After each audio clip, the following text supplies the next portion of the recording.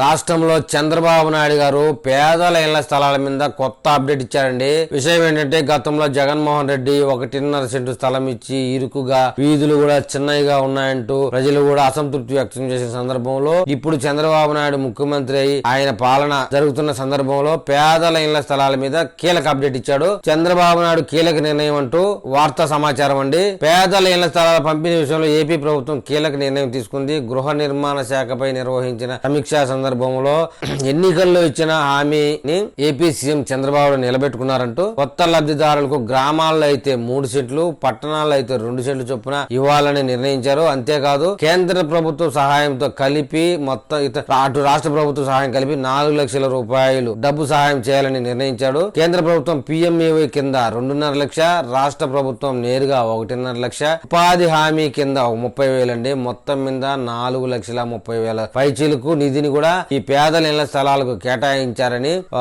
చెప్పారు. అది మీరు కూడా చూడండి. వైఎస్ఆర్ కాంగ్రెస్ పార్టీ ఇచ్చిన లేఅవుట్స్ లో చాలా చోట్ల ఇళ్ల స్థలాలు అందించలేదు, అంటే పట్టాలు ఇవ్వలేదు, లేదా లబ్ధిదారులకి స్థలాలు అందచేయలేదు. అటువంటి స్థలాలు ఎక్కడున్నా కూడా ఈ ప్రభుత్వ విధానం ప్రకారం, ఆ ప్రభుత్వం కేవలం 1.5 సెంటు మాత్రం ఇచ్చింది రూరల్లో.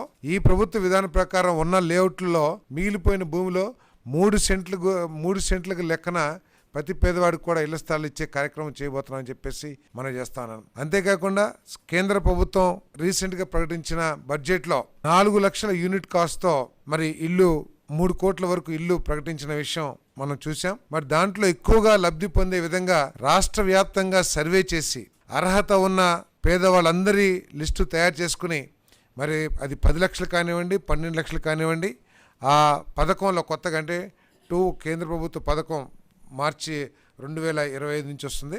దాంట్లో 4 లక్షల రూపాయలు యూనిట్ కాస్ట్ వచ్చే అవకాశం ఉంది. కాబట్టి కొత్తగా కావాల్సిన వాళ్ళందరినీ సర్వే చేసి ట్రాన్స్పరెంట్గా అందరికీ కూడా ఇల్లు ఇచ్చే కార్యక్రమం కూడా చేస్తున్నాం. సర్వే కూడా ప్రారంభిస్తామని చెప్పేసి మనం చేస్తాం.